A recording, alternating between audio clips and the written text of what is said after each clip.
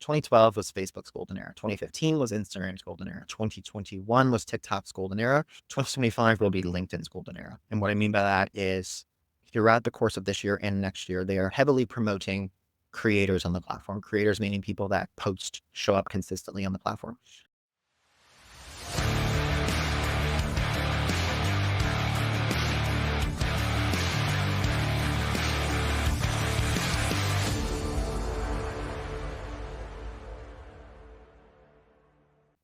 In today's digital world, building a personal brand can unlock endless opportunities, and our guest today knows exactly how to do it.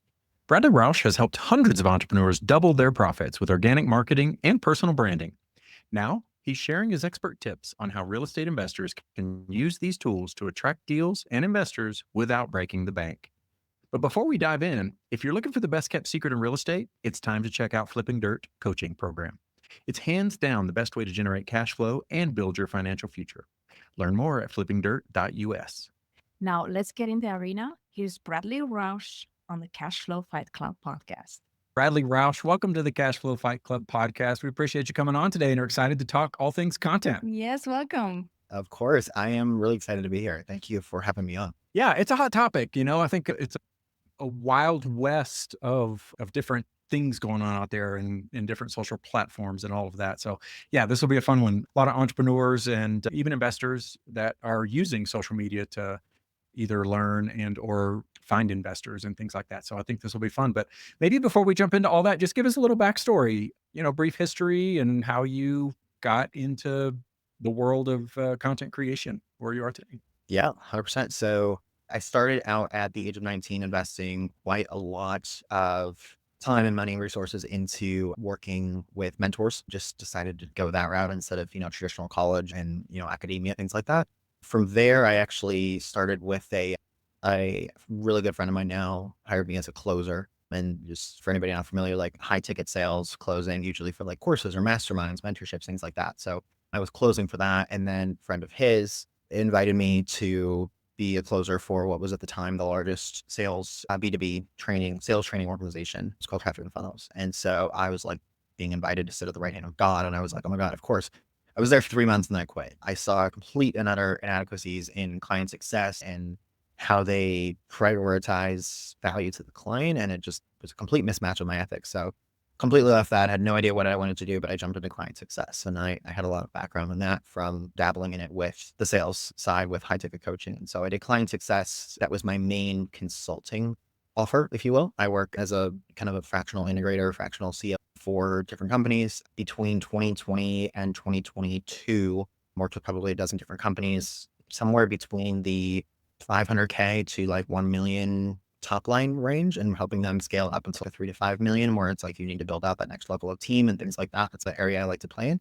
And was this, right, Bradley, but was this just in marketing in general, as people probably think of it more broadly, different channels, different messaging, branding, things like that, or content specific? Yeah. So this was actually on the client success side. So I started completely away from content on the client success side. And so after doing that for about 3 years, I decided to take a step back from doing all my own consulting. And I was like, I don't want to be one of those people that walks into a room not having any evidence or proof. I had client results and things like that, of course, but I didn't have my own personal brand or something to reflect on of my own fruition that I could be like, hey, listen, this is my stamp on the world. So, but all of 2023, which was just last year, and I built out my own health coaching company, actually. I grew that to 6 figures, turned that completely passive at the end of 2023. And then from there, really fell in love with. And so I decided to start, I had one client in particular really inspired me to do this. I've been working with him for years now.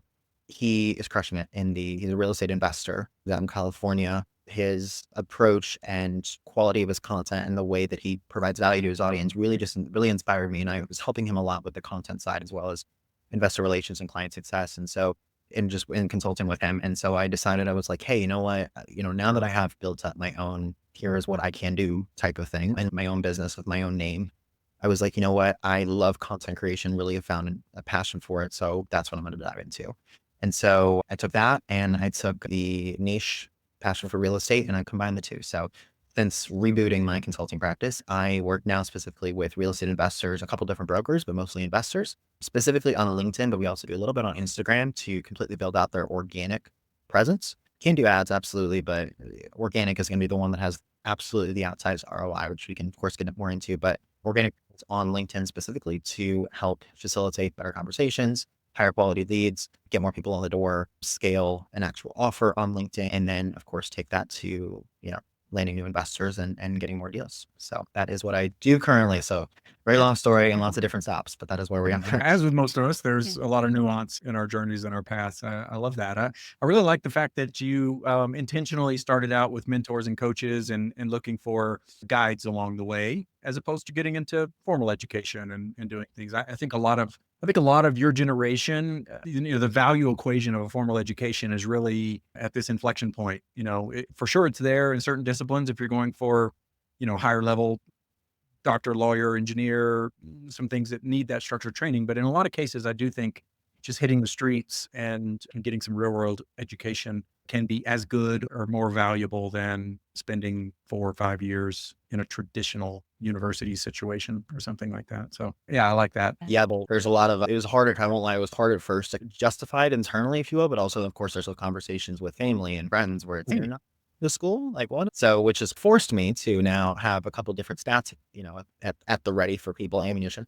There's one back in 2020 that said by 2025, I don't know how accurate it is today, but back in 2020, that by 2025, over 70% of six-figure and above jobs at the top 5 tech companies, your Googles, Microsoft, Apples, etc., will only require real world experience, not academic Mhm. experience, regardless of what that makeup is, whether it's academic or non-academic. So yeah, the landscape, like you said, is 100%. It's really changing. So Yeah, we feel it. We have an older daughter that zoomed through university and got a degree and now is a teacher. And we have a younger one that started and didn't quite finish and is floundering, figuring out what she wants to do and stuff. So yeah, it's near and dear to our hearts in terms of that journey. Before we go any further, I'm very curious to hear a little bit about your health journey. I don't know how old are you, and I'm not going to ask you, but you seem very young and you seem extremely in touch with who you are, with your feelings, with your thoughts, with where you want to go. Seems like you live in life intentionally. And I would love to hear more about your health journey and how that went about. How did you create your passive income from that?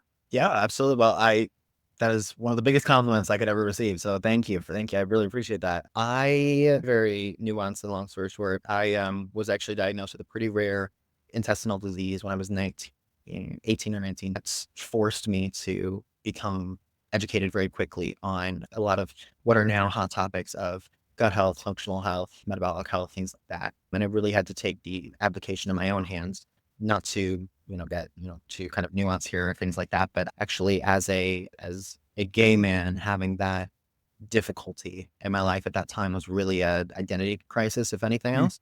And so I really had to self advocate, self look for answers, for everything, not only just the physical side but the emotional side as well. And so I during my first large season of consulting, I stumbled upon a company that worked with functional medicine practitioners. They were a coaching company that taught functional medicine practitioners, like ex-nurses, ex-doctors who take a more holistic approach to medicine, how to land clients from social media, close clients, and then work with them on like a cash only, like a mastermind mentor type basis. I came into the company as outside director of client success. They're actually my biggest consulting success story. I took them from about 650K to 1.5 million top line in about 6 months, tripled their bottom line, and then replaced myself, filled out an entire department. So that was like an amazing thing, and had a huge team to help me do it and everything. But from that experience, I found so many friends who were, of course, our clients doing functional medicine. And I was able to ask them and bounce ideas off of them. And they were so gracious in giving me their time and expertise that I was like, you know what? Okay, I'm not crazy. Like, this is actually something that a lot of people encounter in different modalities, different specifics and things like that. But a lot of people are very jaded by the traditional healthcare system. And so it inspired me to be a voice for my community then, and to then take that to build a business out of it. And so I was like, you know what? I've lost weight. I have created this body that I now am super proud of, advocating for myself on more levels than I ever thought possible. I want to go now and teach and inspire other people like me to be able to do that. And so that's where that specific business came from. In terms of the other rationale behind it, like I said, it was just really, I wanted something that I could just hold up and say, this is my own, this is something I built, that of course is monetizing. And so I started out doing one-on-one coaching, built it all through Instagram and TikTok organic, never ran any ads, never did anything like that. It was all just content, really learned those platforms really well. And then did that for most of 2023, started out with one-on-one coaching, then moved to group, and then now in traditional manner, moved to entirely courses. It's all passive. I don't have any active clients. It's all just passive income that comes in when people purchase my courses, things like that. And of course, answer emails and the occasional admin thing. And so I've completely moved out of that now and into back into consulting. So that's the story there. So That is fascinating. Yeah. What are some tips in terms of how you built that in an organic way? You mentioned platforms. I know we've talked about Instagram, but was the other one like Facebook or kind of? yeah, so I'll give you what worked then, and then I will also give you in my professional opinion, what works now. It's changed very fast. So this was back in the end of 2022, early 23.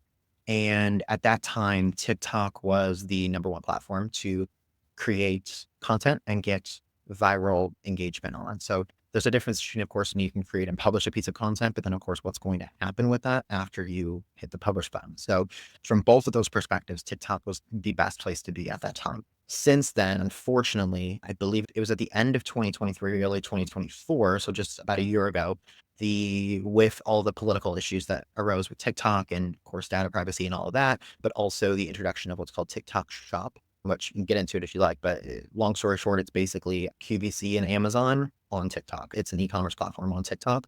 Fast forward to today with the issues that both of those, not with the answer of the issues, with the changes that the platform had to make because of both of those new things popping up, the political issues and the e-commerce function of it.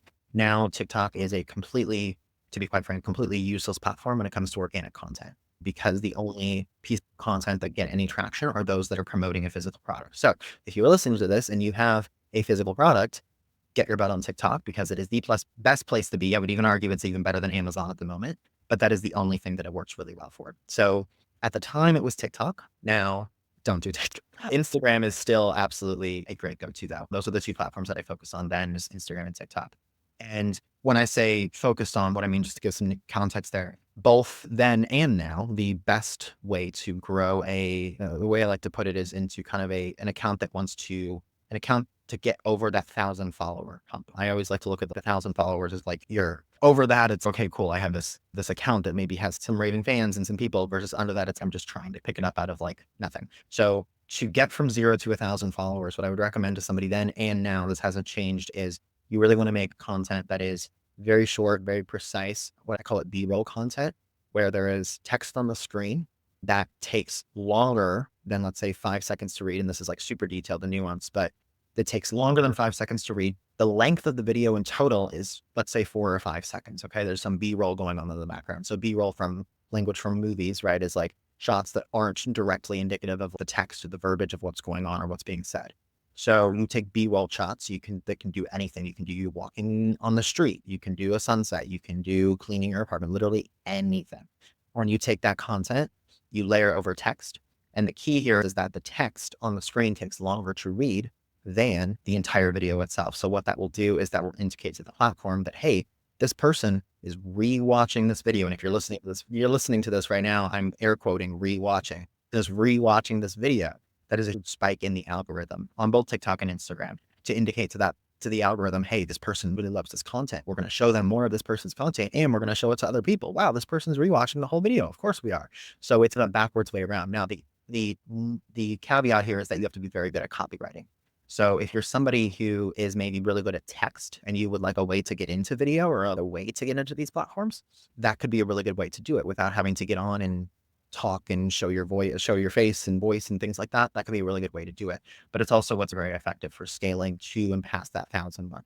Then once you get past the 1,000 follower mark, then you can start including some less effective things, longer videos, some photos, things like that. But that is, again, both then and now at the time of this recording, because everything changes at an instant, that is what is working really well to propel accounts forward, and what I did at the time as well. So Super fascinating. Gosh, I could dive into this topic for almost for the whole hour, but And when you talk about Instagram, let's say specifically, I'm not as familiar with TikTok, but in video content, are there particular, you might know better than me, the term that I'm looking for, but within the feature within Instagram, right? So they have stories, they have Instagram TV, the feed. I don't know if they call it a reel, but whatever they call the video aspect of it. I'm an older guy, so not a world. So the different modalities that of content that you can create. Yeah, when you're talking about looping a particular video, which makes total sense, right? I mean, oh, I didn't quite catch that. And they watch it a second time and the algorithm trips and says, oh, somebody's rewatching,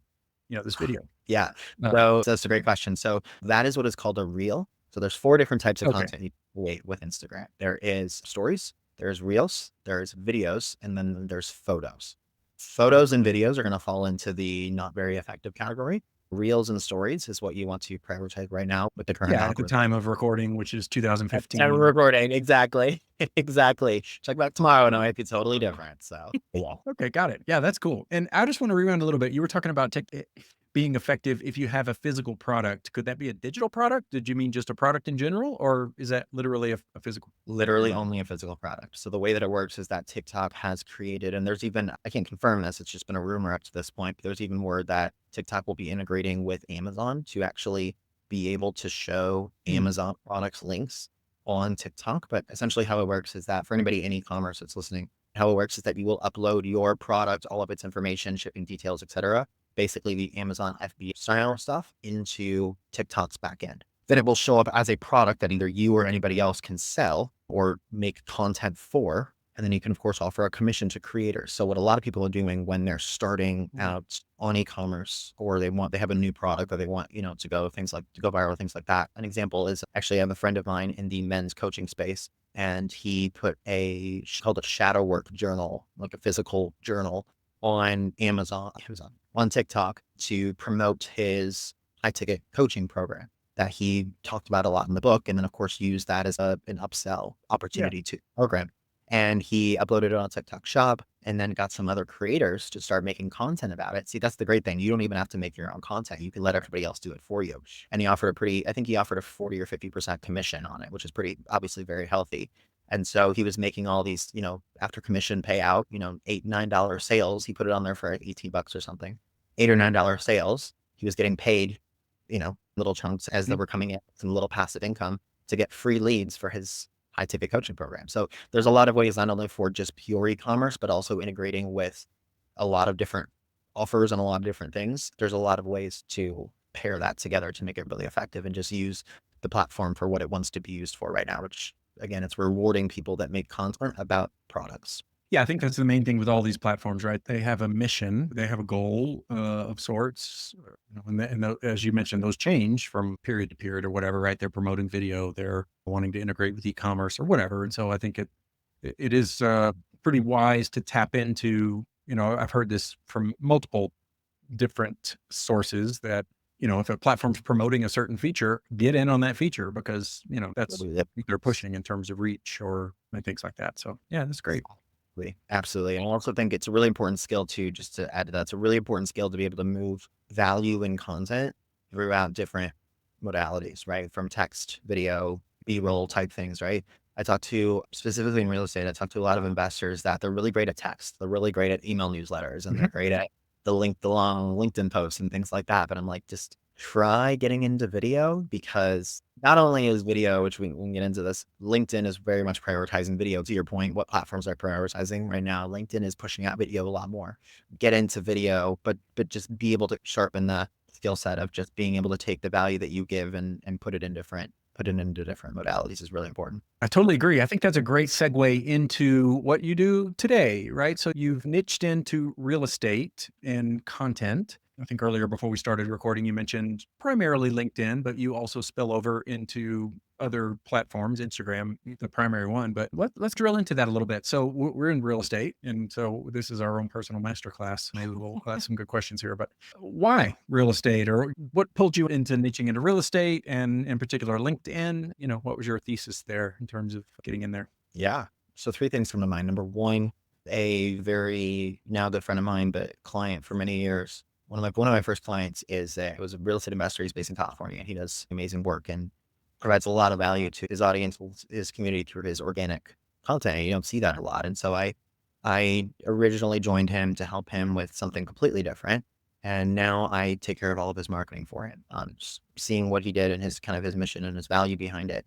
And so that really, if anything, just gave me, let's call it a karmic green light. I don't know, to be like, ooh, maybe this real estate thing is worth going into. I'm not a real estate investor. I don't have a real estate background, just for full transparency. But I was like, you know what, maybe this is interesting. So that was the first thing. I did some more digging into it and looking at the second reason, it's real estate specifically. It is learning a lot more about the industry as a whole and getting into the nuances of what people are doing to promote themselves right now. Organic content is a complete blue ocean opportunity. On the broker slash agent side, the only things you see right now on any platform, LinkedIn, Instagram, anywhere, is people saying, oh my gosh, congratulations to Tim and Sally who just bought this, 3-bed, 4-bath thing and blah, blah, blah, blah. It's great. Who gives a damn? And then the only other thing you see sometimes is when they're trying to like really push a listing and it's, oh, I'm going to post a thing about a listing. So it's either a listing or somebody's, either way, why do I care? So that is just a super untapped market. But then even more so, I would argue on the investment side, there are a couple people in the last, I would say 12 months of doing this that I've now become friends with or have made their stamp in this space is when people really demystify the experience of real estate investing and they take that value to their audience on with organic platforms like Instagram and LinkedIn are the main two that I help people with. And that is such a huge opportunity right now. I mean, yes, there are people that are doing it more so, I would say, over the last 12 to 24 months, but still it is a widely, hugely untapped market because there are so many nuances and caveats to investing. There's different strategies. Are you investing in different asset classes? What are the pros and unlimited amounts of value and resources and content that you can provide to your audience about that. And again, prior to this, it was only ever, oh, I'm going to make a post about the occasional public offering, 506C that I have that could actually be invested in publicly that I can promote. And other than that, I'm just going to, make boring content about promoting to get on my email list. There's so little. And I would say, 80% of people still only do that. So there is so much opportunity, so much to get into. I mean, it is a completely untapped blue ocean opportunity. And the third reason that comes up, which is more of just a karmic coincidence, I would say. Are you guys familiar with who Ryan Serhant is? He's a really big real estate broker here in the city, New I'm York not. City. He had just had a show come out on Netflix. It's called Sell It Like Serhant. And I've been following him for a really long time, not just in real estate, but in just entrepreneurship in general. He has a great story. I would highly recommend check him out. His content is amazing. The day I decided to officially pivot into real estate, like I was coming out of my health coaching and I was like, how am I going to really take this different cut of this, consulting with content moving forward? The day I decided to do it, 1 hour later, I run into Ryan Serhant on the street of New York Pool and I get a picture with him and I'm like, okay, this is happening. So those are my Fine. for getting into real great. And then I also really quickly want to answer, you said as well, why LinkedIn? LinkedIn is, if anybody listening is familiar with kind of like when they talk about like social media golden days or golden eras, right? Face in 2012 was Facebook's golden era. 2015 was Instagram's golden era. 2021 was TikTok's golden era. 2025 will be LinkedIn's golden era. And what I mean by that is throughout the course of this year and next year, they are heavily promoting creators on the platform. Creators meaning people that post, show up consistently on the platform. Up into, honestly, I would say even the last couple of months, up into now, it's been, if you post more than once a week on LinkedIn, you're heads above the crowd. Now, I mean, we're getting up into the maybe you need to post 3 to 5 times. I have my clients post 5 times a week and help them with some of that content creation, but 5 times a week now. But I mean, within the next months, it's going to go up to at least once a day, if not more. So the competition is there's more and more people coming on the platform. They're projected to have more people come onto LinkedIn than onto any other social media platform in 2025. So it will be a really bustling, new, innovative platform. And I think it's getting a much needed refresh that a lot of people will be coming onto and tapping into. So it's what better time, right? So those are my long story for Yeah, why. love it. Oh, that's great. Super helpful. It prompts a bunch of questions. But first and foremost, something that Lydia and I struggle with, I'm sure everybody almost does. I'm sure there are some outliers out there, but you've talked about the opportunity, right? The blue ocean, the type of content that maybe is on the surface being done, right? People talking about investing 101 in whatever asset class they're investing in or helping educate. But when you work with clients or even yourself, Do you have a process how to go about identifying types of content would be more advantageous than others, right? So you see maybe the masses, which is not really even the masses, as you said, it's just a small percentage of people, but what's being done today versus how do you engineer something that stands out above the crowd? Amazing question. So I put it into two different buckets because a lot of the people that I speak to, whether clients or prospects or podcasts or things like that, is I would say maybe 70 to 80% of investors that I've spoken to have a problem just getting started with Mhm. content. And then the other 20% are maybe, around that posting maybe just once or twice a week and are ready to level up. So I'll break my answer up into those two different sections. So the first one is just getting started. The mindset shift that I like to give is don't focus on creating content, focus on documenting content. Mhm. What I mean by that is that, there are so many interactions and so many things you do throughout your day that you think are just boring or a part of the job or nuanced or just whatever, who cares? But that is the key. A lot of people would really love to see the day to day, and it gives so much opportunity for you to create really valuable insights. So the challenge I'd like to give to people starting out is, looking at your calendar. Maybe this is an end of the day, maybe this is an end of the week, hell, maybe it's an even end of the month task. But ideally, end of day or end of week, review your calendar and look at what were the tough conversations that you had? What were the teaching moments that you had for clients, for newbie investors? What were the difficult decisions that you had to make? What were the risky decisions that you had to make? What were the scary decisions, conversations that you had to have? Document all of that. Write all those down. Take, mental notes from that conversation and write down the top 5 things that you took away from it. There's your content. And that is the easiest, most, what I find, honestly, people feedback I get is the most breath of fresh air way to approach it. Because instead of sitting down to a blank Google Doc and saying, okay, my God, what am I going to write?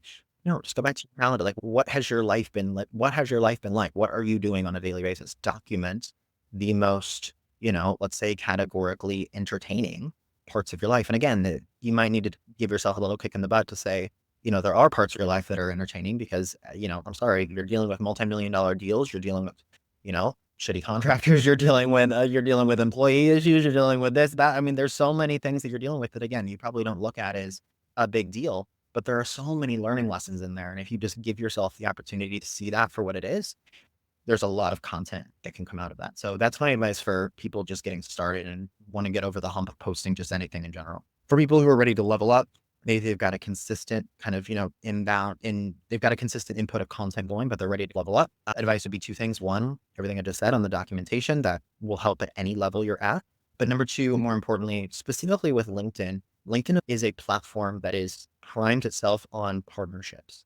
So a key strategy that I give my clients that, depending on if I'm more on the strategy side or operational side, either they do or I do for them, is integrating your content with other people who have large audiences on the platform. So LinkedIn is the only platform right now. And again, I'm getting into the super weedy tactics of this, but LinkedIn is the only platform, mainstream platform that still will allow you to add other people to your content. What I mean by this is specifically tagging them in your content.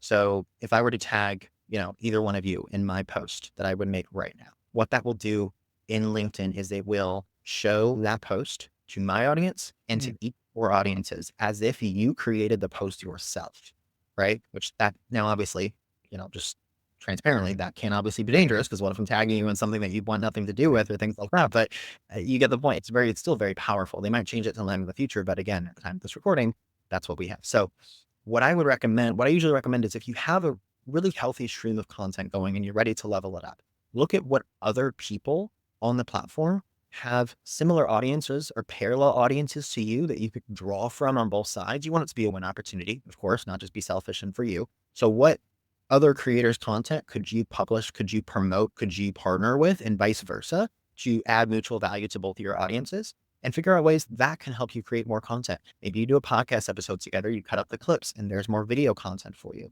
Maybe you collaborate on a LinkedIn article, a LinkedIn newsletter. Maybe it's course series. I've seen a lot of people recently start to do email courses where instead of setting up a video course on something like a Kajabi, they'll literally just send out a segmented course over their email. They also do that on LinkedIn, a segmented course on LinkedIn, 10 days of content for how to do XYZ.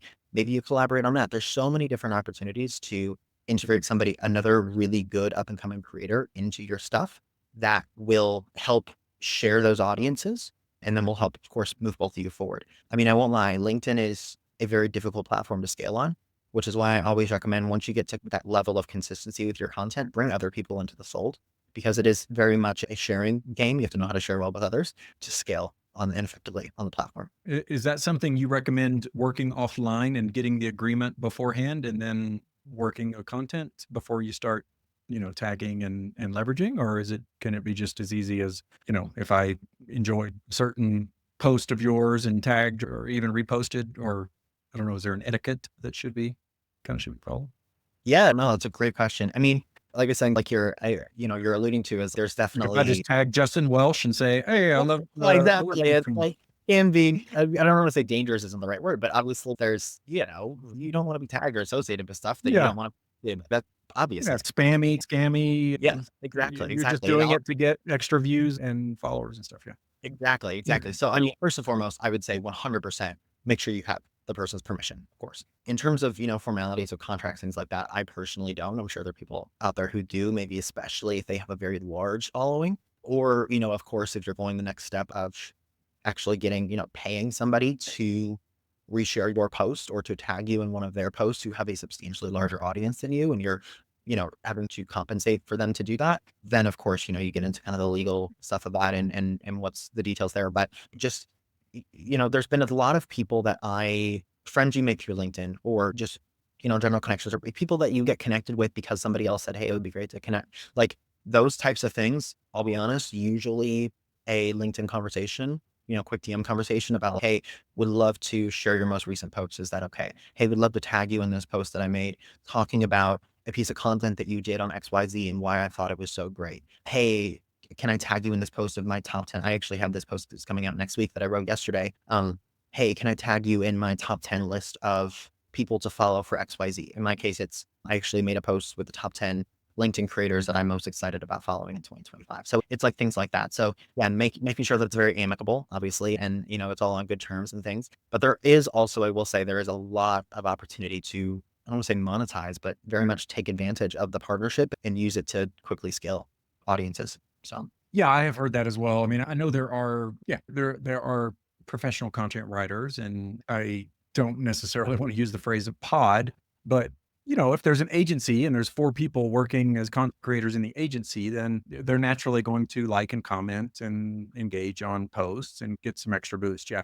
I wasn't necessarily going down the formal contract and agreement type route. I was just thinking more like you said, just a heads up or even whatever. Hey, Justin, I'm putting out a post of, most influential entrepreneur content creators. I'm going to tag you in it or something like that. But you look like you're poised to No, broad a question. I'm all good. Well, if you are, just give me so staying down that lane. Okay. We've identified, I love the tip on documenting versus creating, because that is it's a daunting thought sometimes to think about, okay, I'm going to create something. What do people value? What are they going to like? And do all that. So that just get real with it, right? Just almost, I can't even think of one of these, Chip and Joanna, which is an older one, yes, just yes, following you around and doing kind of you should put that what's on a the bracelet. real life look like, although it's not really the real life. But I love that. I might steal that from you. I might be like, literally, if I'm working with somebody that needs to kick in the butt, I might literally pose the question to them, what would Chip and Joanna Gaines do? I love that.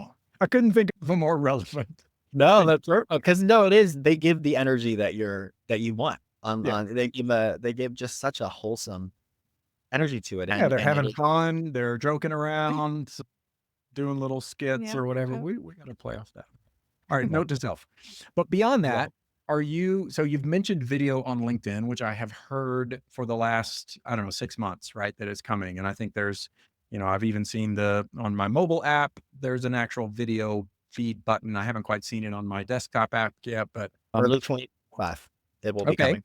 Do you have, okay, first of all, video can be included, but general tips for LinkedIn, there's a lot of different features or modalities, right? There are different groups, right? There's probably tens of thousands of real estate focused groups that people form. There's coaching groups. Well, you name it, you can think of it. Then there's pure video. There's business pages, right? Company pages. I don't think there's too many other ways to play on LinkedIn, but is anything beyond video really where the focus should be today? Yeah. So first off, to go to this from business pages or, groups or things like that. Again, sorry, I'll probably say this another 5 times before the end of this recording. At the time of this recording, there's no evidence to show that there's no data to suggest that anything else is more powerful than the personal profile. So Mhm. I just started working with a new client the other day, and up to this point for the last 2 years, he's built out all of his content on his company page, and it has gotten next to low engagement, nothing. And I'm like, "Oh my god, dude, I'm so sorry to tell you this, but it's never gonna happen. You need to start using your personal profile."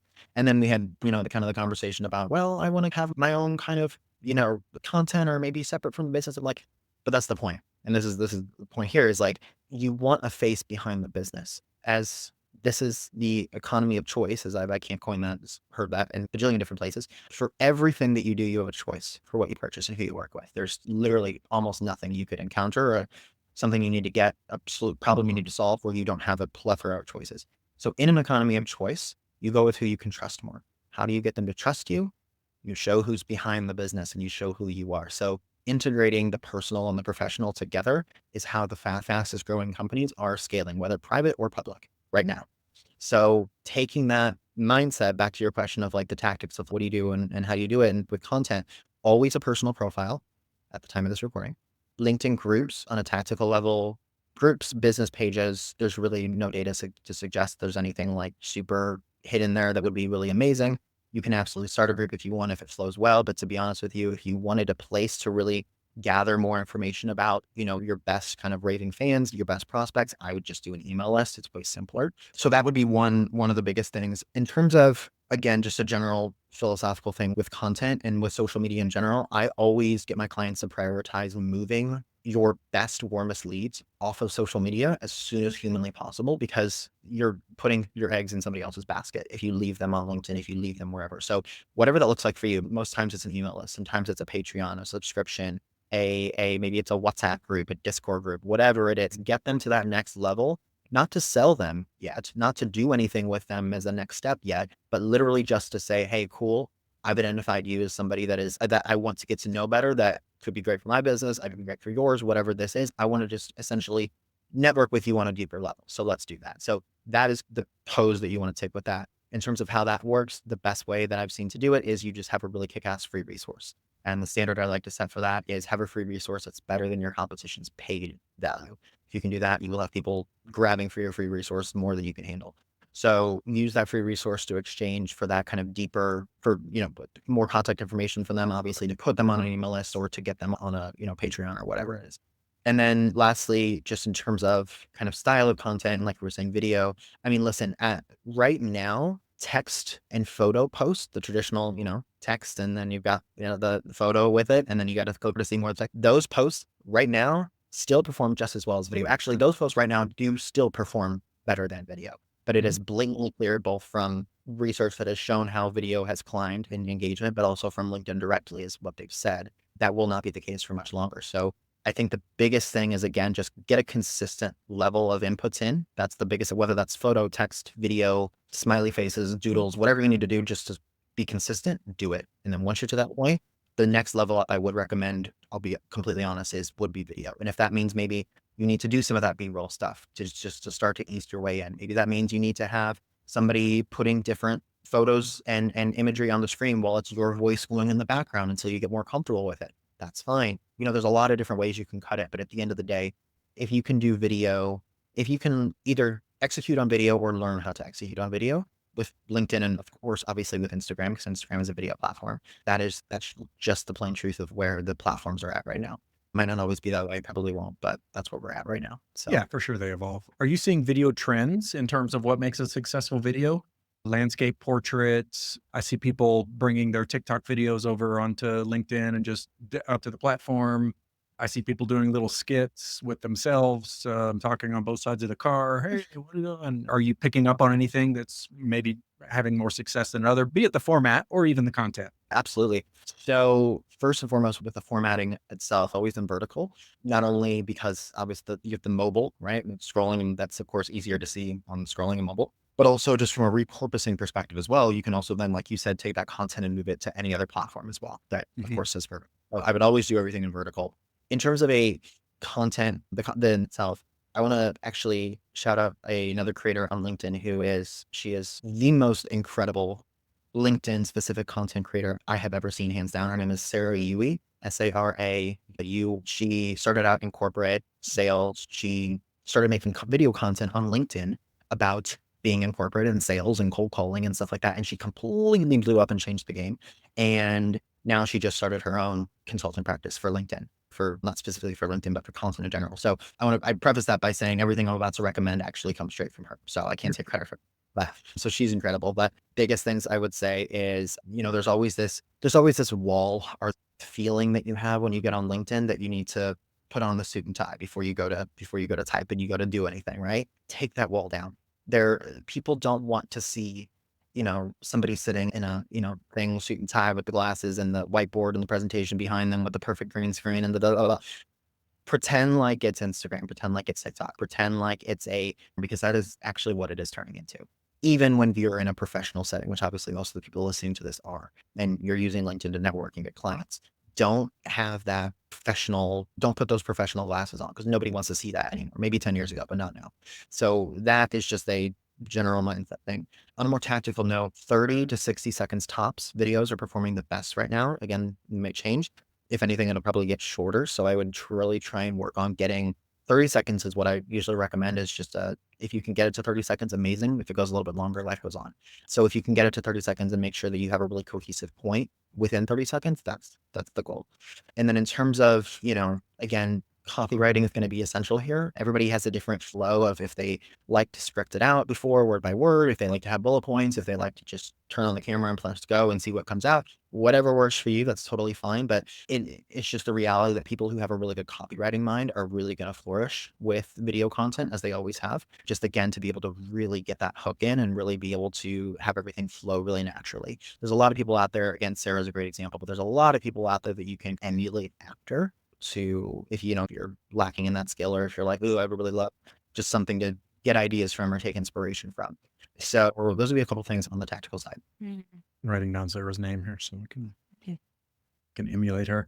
And when you say copywriting, just to be clear, that's copy for use in the spoken form, because I know you can also include written text along with your video, which I'm assuming is maybe not as impactful in a good video format. I mean, at least when I'm scrolling through videos, I'm not necessarily clicking on the see more and reading the text beyond whatever's previewed there. Exactly. Yeah. It's a little bit too early, or at least I haven't seen any statistics on the impact of text with video. The only thing that I can reference is that I don't remember how long ago, maybe 2-3 years ago, there was a statistic about Instagram where that's exactly what it is. You have the video and then of course the text below that almost nobody ever reads. And that is in fact the case, is that it was 95 or 96% of people didn't read the captions. And so that's the only statistic I am to reference. I'm assuming it's probably not too far off on LinkedIn. Maybe it's a little bit more, maybe 20%, because again, LinkedIn is a very intentional, still a very, personal, heartfelt, authentic platform. So people aren't necessarily just doom scrolling all the time, but you're right. I mean, at the end of the day, if you have the tops for video, you don't really need the tops for much else. So, and are you seeing, I don't know your for Gary V, but he talks about the TikTokification of these platforms. It feels like LinkedIn is still a bit legacy in terms of it's more of a follower platform versus some of the others where if it's good content, it's good content and it gets, promoted. It still feels, at least from my experience on the platform, that it really is dependent on who your follower base is, what type of engagement you get within the first 30 or 60 minutes. Those kind of things are still driving more of the reach of your posts. Yeah, TikTok. LinkedIn has not, whether they intentionally or unintentionally, have not figured out the virality component to the platform yet. Right now, presently with Instagram is really the only one that's great for virality, meaning you can create a piece of content with no followers, no engagement, no nothing. And if it is really freaking great content, it will skyrocket. That is not the case on LinkedIn. I mean, maybe 0.1% of the time that's possible, but not in most scenarios. Maybe eventually. Honestly, I could also see it going the other way where LinkedIn never has that type of content or has that type of a platform to really be a standout one where it is about personal relationships and about authentic connection. So I could see it going both ways, but for now, the viral component is not there, which is why, like I said, once you get to that certain level of input for your content, there really is only so much you can do without leveraging other people's audiences. And so the best ways, if you can find, the best, most authentic ways to do that, that's why once you get to that level, it's really important. Yeah, totally makes sense. And I agree. It depends on there. I could also see the fact that they want to keep it somehow professional and not spammy, where your network is your network. If I'm in sales and I have a bunch of salespeople, I want to see more sales type content. If I'm a content creator or whatever, I have a different thing. I had another question and I think it escaped me. Oh, for video, in particular, short form video, 30 to 60 seconds, powerful. Do you have any good resources out there?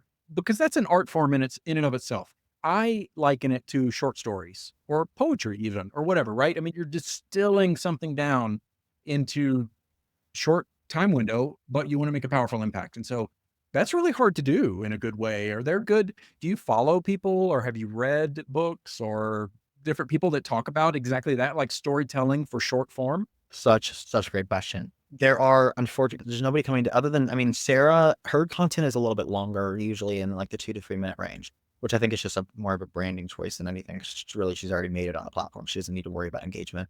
I There's haven't also, necessarily seen it. I've looked a little bit.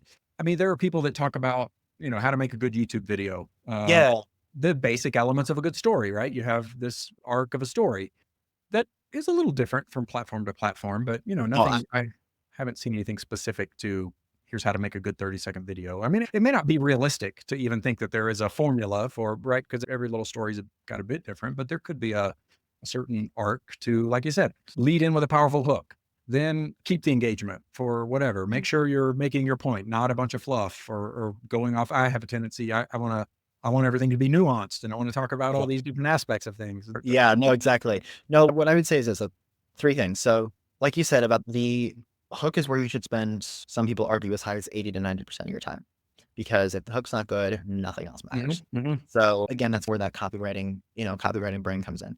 And then I'll come back one more thing on the hook in a second. But as far as the entire flow in terms of the actual meat of the video, the way that I create my video and I create on behalf of my clients is I do hook, what's at the end, and then I try and make what's in the middle as short as humanly possible. I have A, I have Z. What is the least amount of letters I need in the middle to get from A to Z, right? To make it actually flow smoothly. Because really, at the end of the day, it's what's at the beginning, what's at the end that matters.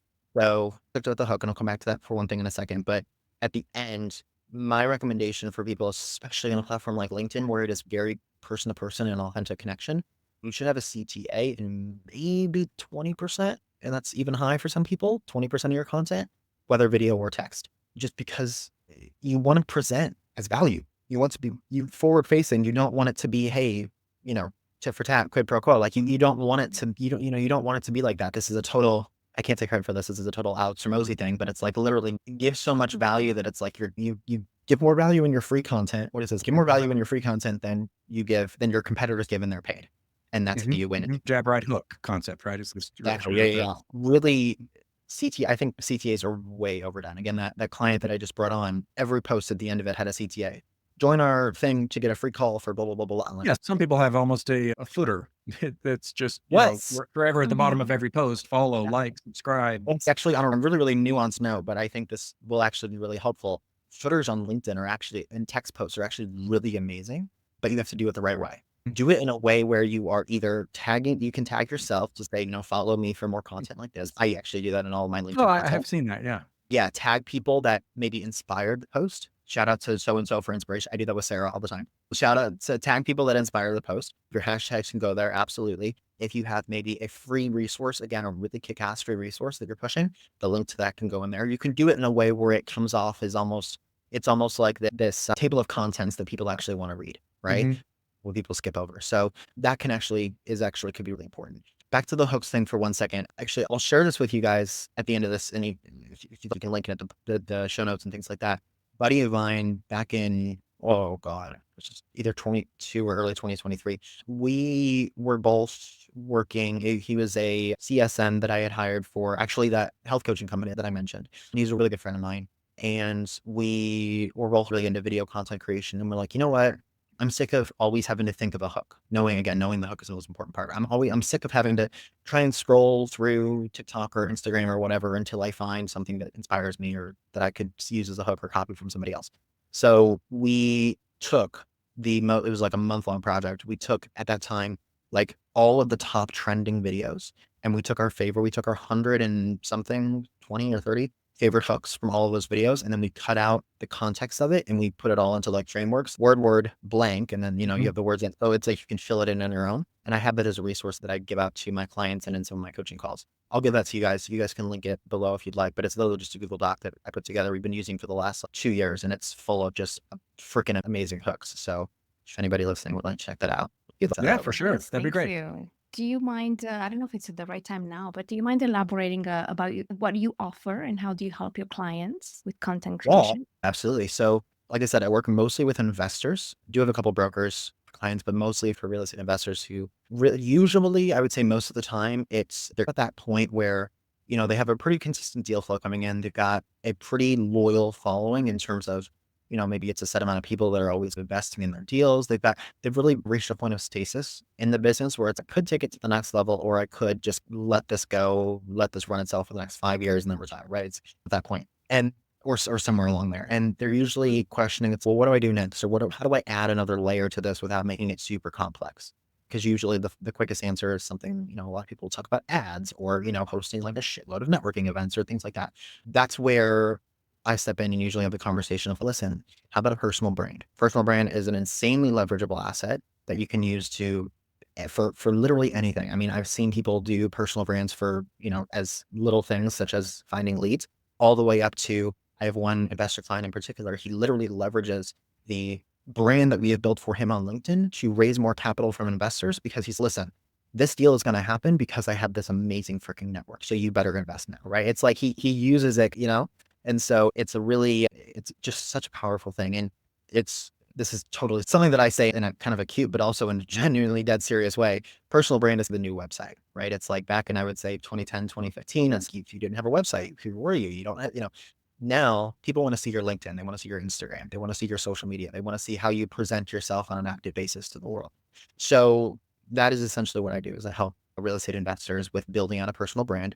My biggest number one focus is on ROI, on monetizing, because I'm like, we're not going to spend all this time and all this money doing this if we're not actually going to make an ROI on it, get you more investments. And from there, then also looking at things like sometimes I'll also pitch in on the email sequence side and building out a lot of that nurturing content as well. And that can include a lot of obviously text and copywriting, but also video. We'll also do a lot of video courses, video series as well. And then culminating also into, I really advocate for a very passive sales process. So I'll do a lot of webinars, helping my clients script out a lot of webinars, the flow of those, and, just prepping people come on this webinar, whether it's a passive sale on the webinar or a direct call to action, whether it's depending on the infrastructure that the client has built, it's maybe something like, sending them over to a call with somebody on their team. If they don't have somebody or they don't have the calendar space, then it's, have a more direct pitch on the webinar, whatever those nuances are. But essentially using platforms, LinkedIn and Instagram, I'll help them build out an entire content flow, daily content that gets published, really nurturing, really insightful. I'll also help them with a lot of those partnerships that we talked about on LinkedIn specifically, and getting into kind of parallel marketing to a lot of those different audiences to grow really fast with their content.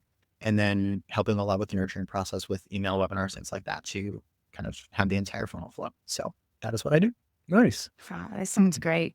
And for anybody that wants to hear a little bit more, what's the best ways to get in touch with you? LinkedIn would be great. LinkedIn, I've actually got a really quick VSL linked in my bio. It's a button in my bio. So if you check that out, really quick VSL, and yeah, just send me a DM if you have any other questions. Okay. Yeah, we'll link up your profile in the show notes as well for anybody that wants to do that. And you're gonna close this out. Yes, Bradley, we like to end each episode with gratitude. And if you have anybody that you'd like to shout out to that has been extremely instrumental in where you are today. I love that. I absolutely love that. I might steal that. That's really good. Sarah Yui, number one, we already talked about. She's been incredible. Number two, I would say there's a guy that taught me a lot about copywriting and just business development, business mindset, as well. His name is Mario Stara. We worked together for a little bit. He was a personal trainer, helped him with building up his business a bit, and he gave me some personal training advice in return. And but become such a lifelong friend. And then another guy's name is Rausch Schwartz, and all these guys are on Facebook and LinkedIn. You check them out. Rausch Schwartz, amazing friend and mentor of mine, just has one of the most one of the most genuine souls in business that is successful in what he does. And he's a copywriter by trade, but he now leads a men's group. I think I referenced him a couple times in this. And he is just the most incredible soul that I've ever met in my life, and just such huge inspiration. And so I would say those three. So I really appreciate you asking. That is so cool. I love that. Yeah, yeah, it's a fun way to close the show. We certainly to develop that practice in our lives. So we're definitely grateful for you for coming on the show and sharing so many great tips in an area that's really just, I can't think of anybody that's not leveraging the power of organic content to some degree. And if they aren't, they're leaving a lot on the table, I would say, in their business or entrepreneurship. So truly appreciate you coming on. Loved hearing your story. Love what you got going on. We'll keep supporting you on LinkedIn as much as we can. And yeah, all the best to you here for the rest of 2024 and into 2025. Hey, I appreciate it. Same to you guys. Thank you. Thank you. For those of you joining us today, we hope you enjoyed this time in the Champions Corner as much as we did. Got some awesome takeaways, and most importantly, will take action to continue living your best life and maximizing your potential. Mindset is such an important aspect of life, and when coupled with action, delivers undeniably powerful results. Please subscribe to the podcast to hear from more great guests and get the latest mindset mastery insights and cash flow matchups. Again, thank you so much for investing your time with us, and we look forward to seeing you next time on the Cash Flow Fight Club podcast.